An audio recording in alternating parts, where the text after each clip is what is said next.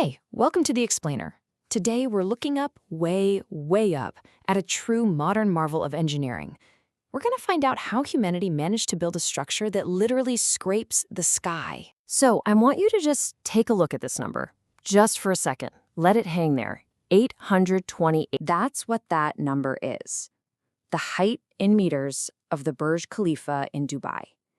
We're talking about the tallest thing human beings have ever built. It absolutely obliterated all the old records. So you gotta ask, right? How on earth do you even begin to build something that tall? What kind of genius engineering does it take to defy gravity like that? And maybe, what's it even like to stand up there at the top of the world? Well, stick around, because we're about to find out. First, let's just try to wrap our heads around the sheer scale of this thing. Because, being the tallest is honestly just the tip of the iceberg for this story. Yeah? Forget the crazy height for a minute and just think about this. 163 floors. That's not just a tall building, that is a full-on vertical city. You've got hotels, private homes, restaurants, all stacked one on top of the other, literally disappearing into the clouds. And its dominance is just staggering.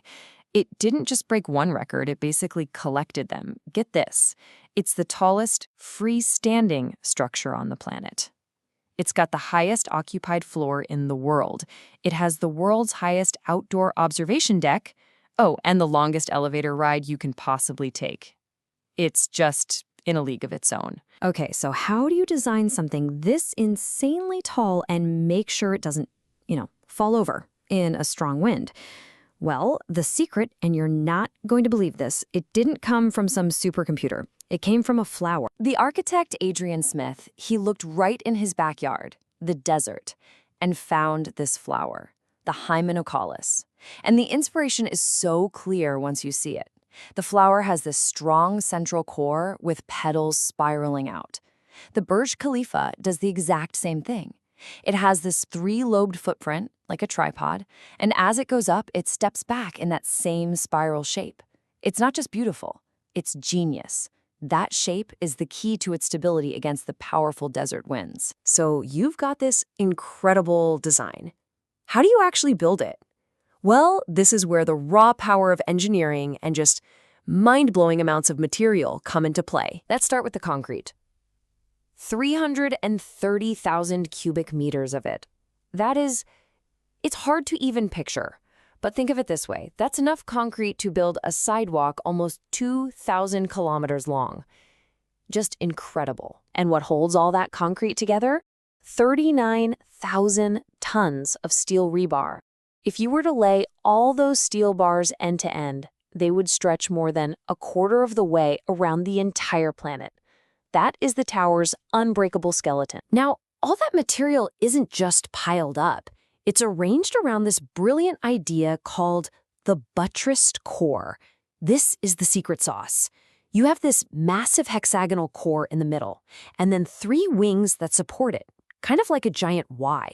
This shape is unbelievably stable, and it actually helps to confuse the wind, so that the wind can't get a good grip on any one side and cause it to sway. So clever, and the smart engineering doesn't stop there. In a blazing hot desert, you need a lot of air conditioning, right?